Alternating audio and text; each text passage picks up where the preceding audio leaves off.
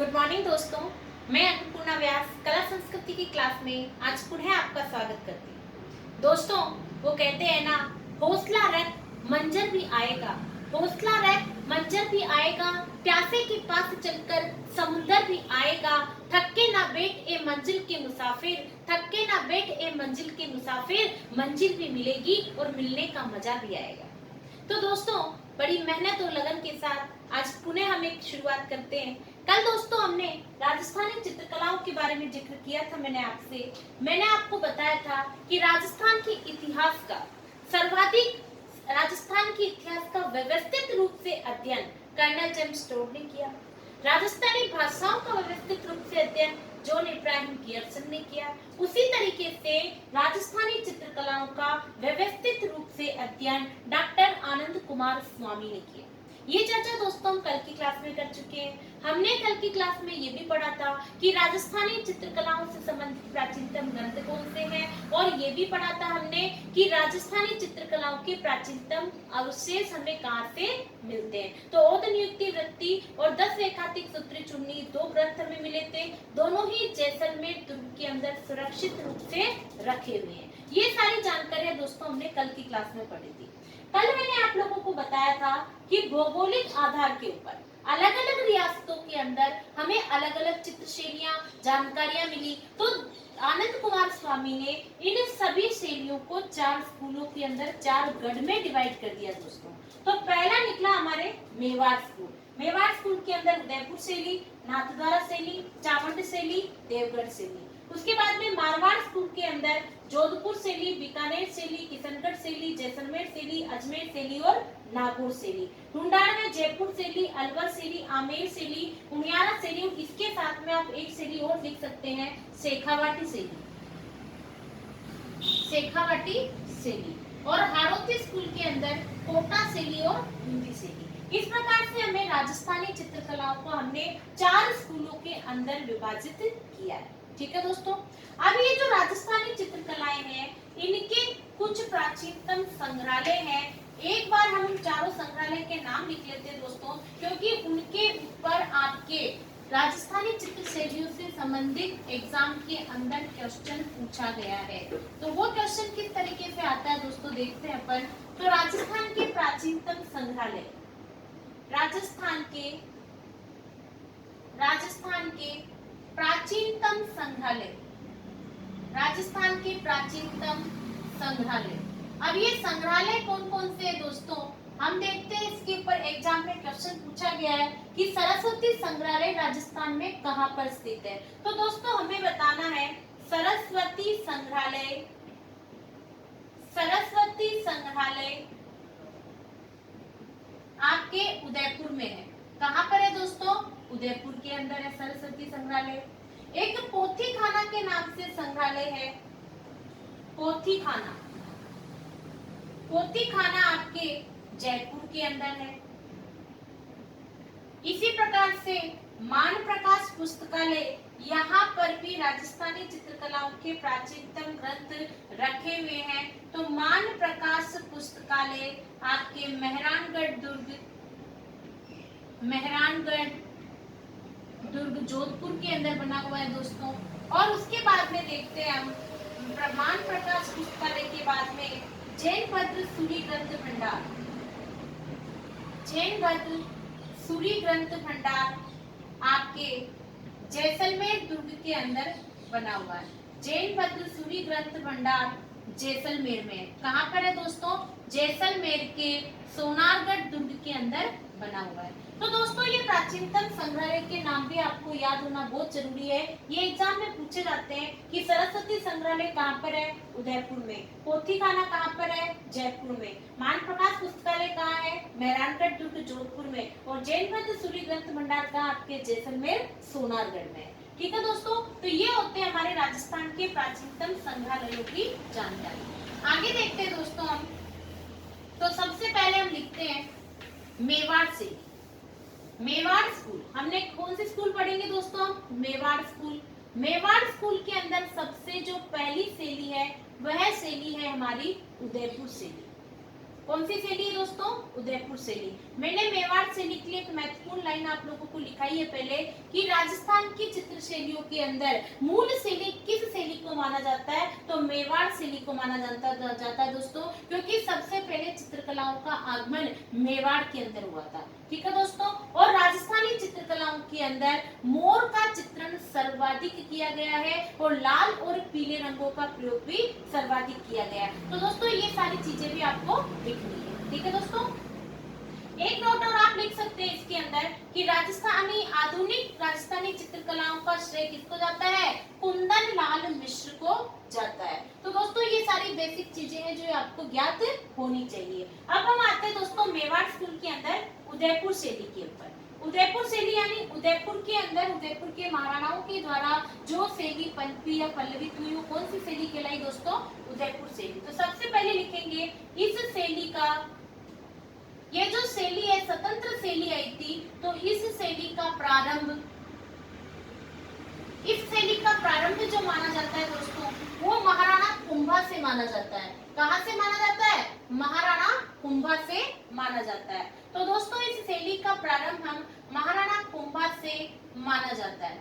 उसके बाद में दोस्तों इस शैली के उद्भव का समय, उद्भव मतलब थोड़ा बहुत विकास, प्रारंभ करना, लोगों ने इसको समझना चालू किया, तो इस शैली का उद्भव का समय, उद्भव मतलब प्रारंभ होना, उद्भव का समय यानी कि इसका प्रारंभिक लोगों के मध्य इसकी जानकारी होना, इसके लिए चित्रकार नियुक्त किया जाना और छोटे छोटे चित्रों की शुरुआत करना। तो ये उद्भव का समय महाराणा अमर सिंह प्रथम के समय से माना जाता है। महाराणा अमर सिंह प्रथम, महाराणा अमर सिंह प्रथम ये महाराणा प्रताप के पुत्र थे दोस्तों, ये भी बड़े ही वीर पुरुष थे। तो महाराणा अमर सिंह प्रथम, इनका शासनकाल बताया जाता है 1597 से 1620 ईस्वी में। तो 1597 से 1620 ईस्वी का समय से महाराणा अमर सिंह प्रथम से माना जाता है, यानी महाराणा अमर सिंह प्रथम ने राजस्थानी चित्र शैलियों को उद्भव करवाया। उसके बाद में दोस्तों इस शैली का जो स्वर्णकाल माना जाता है, उदयपुर शैली का स्वर्णकाल, स्वर्णकाल का मतलब होता है कि सबसे अच्छा समय, यानी उस समय बड़े बड़े चित्रकारों के द्वारा चित्र शैलियां, चित्र विद्यालयों का निर्माण किया गया, जिससे तस्वीरों कारखानों का गया, अलग अलग ग्रंथों का चित्रण किया गया और चित्रकारों के लिए हर प्रकार की सुख सुविधाओं का इंतजाम किया गया, तो वह चित्रकलाओं का स्वर्णकाल कहलाया। तो दोस्तों इस शैली का जो स्वर्णकाल कहला रहा है, इस शैली का स्वर्णकाल महाराणा जगत सिंह से माना जाता है। इस शैली का स्वर्णकाल महाराणा जगत सिंह से माना जाता है। किससे माना जाता है दोस्तों, महाराणा जगत सिंह से। आप मेरे साथ के साथ भी नोट्स लिखते हुए चल सकते हैं दोस्तों। तो इसका जो स्वर्णकाल माना जा रहा है वो महाराणा जगत सिंह से माना जा रहा है। महाराणा जगत सिंह का शासनकाल लिख सकते हैं दोस्तों आप 1628 से लेकर 1652 ईस्वी। तो महाराणा जगत सिंह से माना जाता है। क्यों माना जाता है दोस्तों, क्योंकि महाराणा जगत सिंह ने, माना जाता है क्योंकि महाराणा जगत सिंह ने उदयपुर के राजमहलों के अंदर, उदयपुर के राजमहलों में, उदयपुर के राजमहलों में एक चित्तेरों की ओवरी नामक, नाम क्या रखा, चित्तेरों की ओवरी। चित्तेरे मतलब चित्रकार और ओवरी यानी कि घर, यानी चित्रकारों का घर। तो चित्तेरों की ओवरी, इसका नाम क्या है दोस्तों, चित्तेरों की ओवरी। चित्तेरों की ओवरी, चित्तेरा मतलब चित्रकार, ओवरी यानी घर। चित्तेरों की ओवरी नामक, चित्तेरों की ओवरी नामक कला विद्यालय का, चित्तेरों की ओवरी नामक कला विद्यालय का निर्माण किया गया। चित्तेरों की ओवरी नामक कला विद्यालय का निर्माण करवाया। ठीक है दोस्तों, तो ये होती है हमारी छोटी सी जानकारी। अभी और कुछ बहुत सारा अध्ययन करेंगे हम इसके बारे में। तो देखते हैं उदयपुर शैली में इस शैली का प्रारंभ किससे मान रहे हैं हम? महाराणा कुंभा से मान रहे हैं। इस शैली के उद्भव का समय किससे मान रहे हैं? महाराणा अमर सिंह प्रथम से, जिनका शासनकाल क्या है? 1597 से 1620 ईस्वी। और इस शैली का स्वर्णकाल किससे कह रहे हैं? महाराणा जगत सिंह से, 1628 से 1652 ईस्वी। और उदयपुर के राजमहलों में चित्तेरों की ओवरी नामक एक कला विद्यालय का निर्माण करवाया गया। चित्तेरों की ओवरी यानी चित्तेरा यानी चित्रकार, और ओवरी यानी घर, यानी कि चित्रकारों के घर का निर्माण करवाया गया। इसे तस्वीरारों कारखानों कहा जाता है। आगे लिखते दोस्तों अपन, आप एक बार स्क्रीनशॉट ले लीजिए इसका।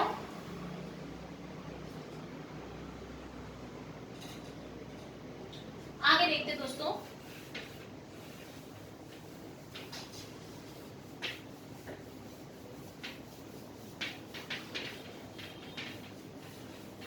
ये जो चित्तेरों की ओवरी कला विद्यालय, कला का मतलब चित्रकला बनाने की, तो ये जो कला विद्यालय बनवाया गया जिसका नाम रखा गया चित्तेरों की ओवरी, यह कला विद्यालय, ये जो चित्तेरों की ओवरी कला विद्यालय है ना, यह कला विद्यालय तस्वीरारों कारखानों के नाम से जाना जाता है दोस्तों। तस्वीरारों कारखानों मतलब जहाँ बहुत सारी तस्वीरें यानी कि चित्र लगाए गए हैं, तो यह कला विद्यालय तस्वीरारों कारखानों के नाम से जाना जाता है। तस्वीरारों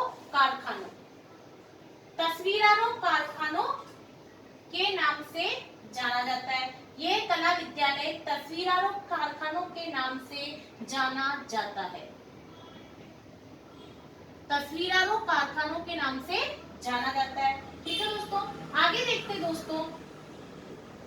तो महाराणा जगत सिंह के समय ही सूरसागर नामक एक ग्रंथ है। जिस तरीके से रामायण है, महाभारत है, उसी तरीके से दोस्तों सूरसागर एक ग्रंथ है जिसका चित्रण सर्वप्रथम महाराणा जगत सिंह के समय किया गया है।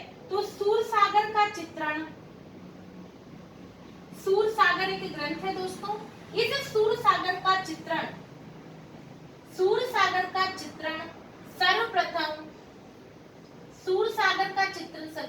सर्वप्रथम महाराणा जगत सिंह के समय किया गया है। किसके समय किया गया है दोस्तों? महाराणा जगत सिंह के समय किया गया है। इस सूरसागर का चित्रण महाराणा जगत सिंह के समय किया गया है।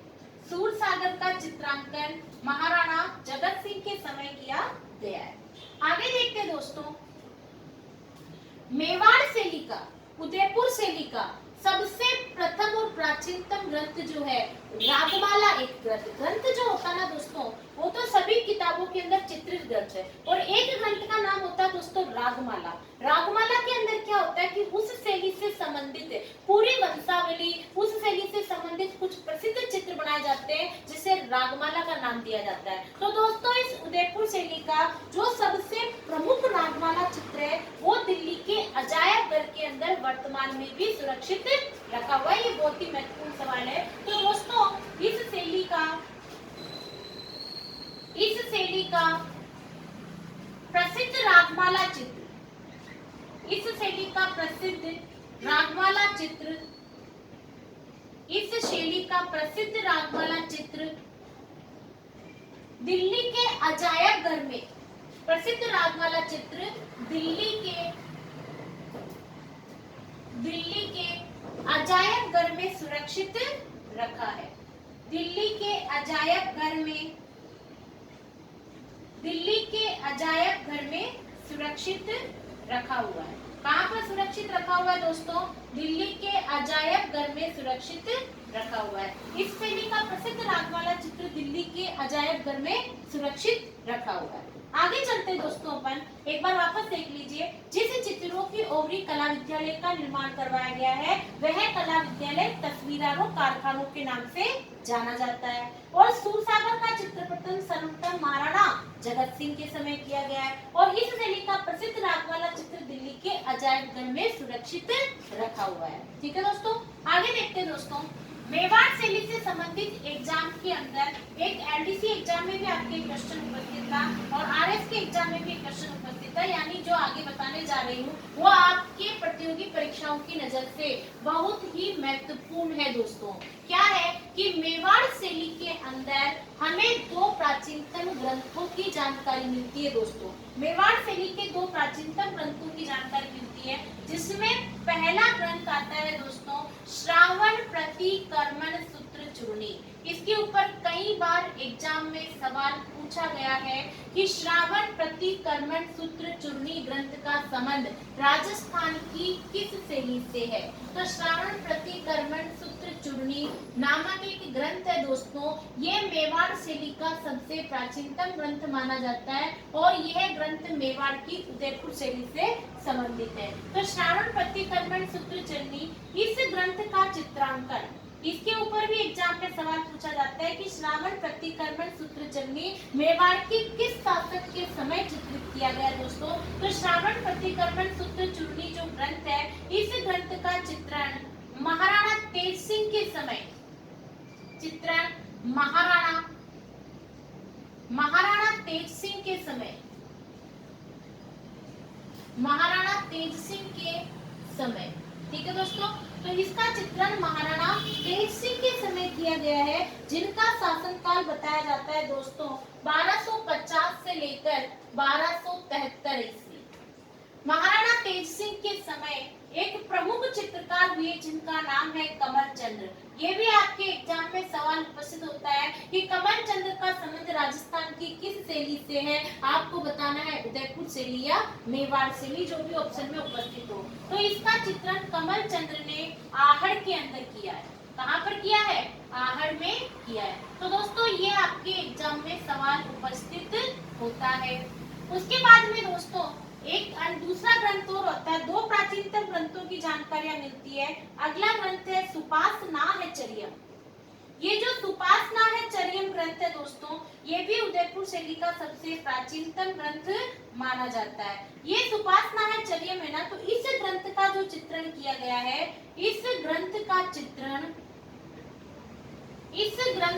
चित्रण दोस्तों, इस ग्रंथ का चित्रण महाराणा मोक्कल के समय, इस ग्रंथ का चित्रण महाराणा मोक्कल के समय, इस ग्रंथ का चित्रण महाराणा मोक्कल के समय 1423 ईस्वी के अंदर, 1423 ईस्वी में इसका चित्रण दोस्तों कमल चंद्र ने 1260 ईस्वी में किया था। 1423 ईस्वी के अंदर इस ग्रंथ का चित्रण महाराणा मोक्कल के समय 1423 ईस्वी के अंदर किया गया दोस्तों। और इसका जो चित्रण किया गया है 1423 ईस्वी के अंदर, ये एक बहुत ही महत्वपूर्ण चित्र था दोस्तों, और इसका चित्रण आपके हीरानंद नामक चित्रकार ने किया है। हीरानंद नामक चित्रकार ने देलवाड़ा के अंदर किया। कहाँ किया दोस्तों? देलवाड़ा के अंदर। तो दोस्तों इस ग्रंथ का चित्रण महाराणा मोक्कल के समय 1423 ईस्वी के समय हीरानंद नामक चित्रकार ने देलवाड़ा में किया है। तो दोस्तों ये दोनों ही नाम एग्जाम के अंदर पूछे जा सकते हैं कि राजस्थान चित्र शैलियों के दो प्रमुख चित्रकार कौन कौन से हैं, कमल चंद्र और हीरानंद है। दोनों का संबंध किस शैली से है? उदयपुर शैली से। दोनों ने कौन से ग्रंथ चित्रण किए हैं? श्रावण प्रतिकर्मण सूत्र चूर्णी और सुपासनाहचर्यम। ठीक है दोस्तों, तो ये जानकारी आपको हमें देनी है। ठीक है, आगे देखते हैं दोस्तों अपन इन दोनों ही ग्रंथों के बारे में। एक बहुत ही महत्वपूर्ण बात है, ये दोनों जो ग्रंथ है, जिस तरीके से राजस्थानी चित्र शैलियों के दोनों ग्रंथ आपके जैसलमेर दुर्ग के अंदर रखे गए हैं, वैसे ही दोस्तों इन दोनों ग्रंथों के बारे में कि यह दोनों ग्रंथ जो है कौन कौन से, श्रावण प्रतिकर्मण चूर्णी और सुपासनाहचर्यम, दोनों ही ग्रंथ पार्श्वनाथ के ऊपर आधारित है दोस्तों, पार्श्वनाथ पर आधारित है। ठीक है दोस्तों, उसके बाद में देखते हैं यह दोनों ही ग्रंथ जो है सरस्वती संग्रहालय के अंदर सुरक्षित रखे हुए हैं। कहाँ पर सुरक्षित रखे हुए हैं?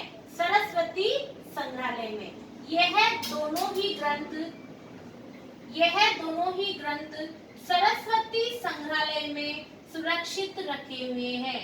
दोनों ही ग्रंथ सरस्वती संग्रहालय में सुरक्षित रखे हुए हैं।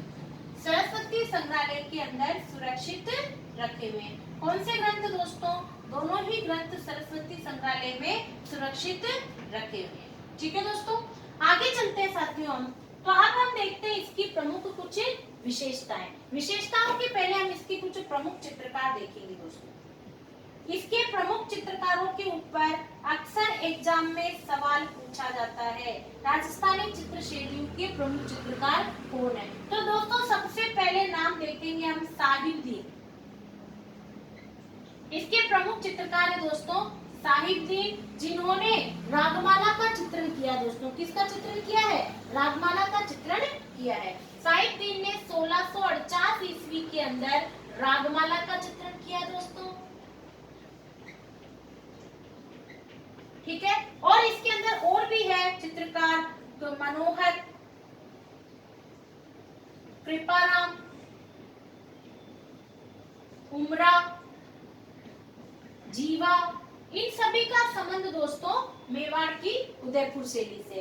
दोस्तों इसको याद रखने का भी एक तरीका है, ये कमलचंद और हीरानंद का संबंध भी जो जिन्होंने वो आपके सुपास नाहचर्यन और श्रावण प्रतिक्रमण सूत्र ग्रंथों का चित्रण किया है, वो भी आपकी इसी शैली के अंदर आएंगे। तो आप उनके नाम भी इनके साथ लिख सकते हैं, कमलचंद्र और हीरानंद।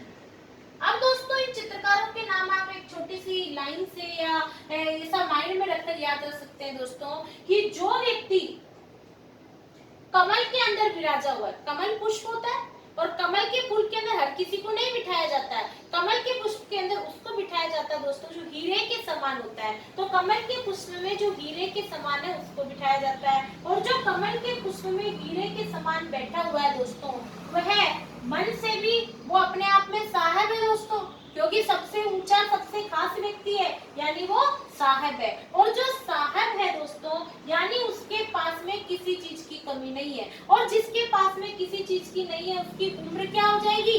लंबी हो जाएगी, और उसका जीवन भी सुनहरा हो जाएगा। और जिस व्यक्ति के पास हर चीज का आराम होता है दोस्तों वह मन से भी मनोहर होता है। और जिस व्यक्ति की उम्र लंबी है, जीवन सुनहरा है, जो साहब है, जो कमल पे विराजा है, हीरे के समान है, ये सारे गुण सिर्फ एक ही व्यक्ति के पास हो सकते हैं जिसके ऊपर स्वयं राम की कृपा होती है यानी कि कृपा राम। तो दोस्तों इस तरीके से आप इन शैलियों के चित्रकारों के नाम भी याद रख सकते हैं। तो दोस्तों ये दोनों ही ग्रंथ किस पर आधारित है? पार्श्वनाथ पर आधारित है। दोनों ही ग्रंथ कहाँ पर रखे हुए हैं? सरस्वती संग्रहालय में रखे हुए हैं। और प्रमुख चित्रकार कौन है? साहिबदीन, कृपाराम, मनोहर, उमरा, जीवा, कमलचंद्र और हीरानंद। ठीक है दोस्तों, आगे चलते हैं अपन,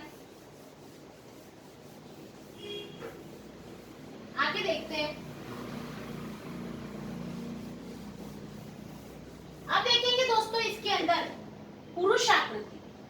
अब इस शैली के अंदर जो चित्रकारों के द्वारा चित्र बनाए गए उसमें पुरुषों की आकृति कैसी है दोस्तों?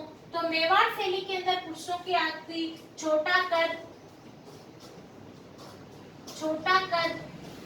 गठीला बदन, छोटा कद, गठीला बदन, भरा हुआ चेहरा, लंबी मूछें,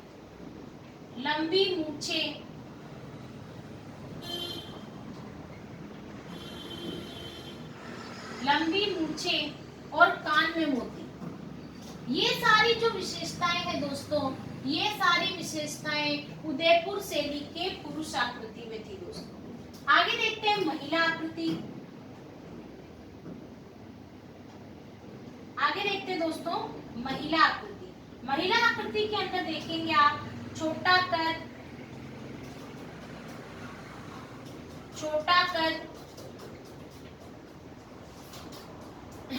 लंबे बाल, लंबे केश भी लिख सकते हो, रक्तांग पतले होठ।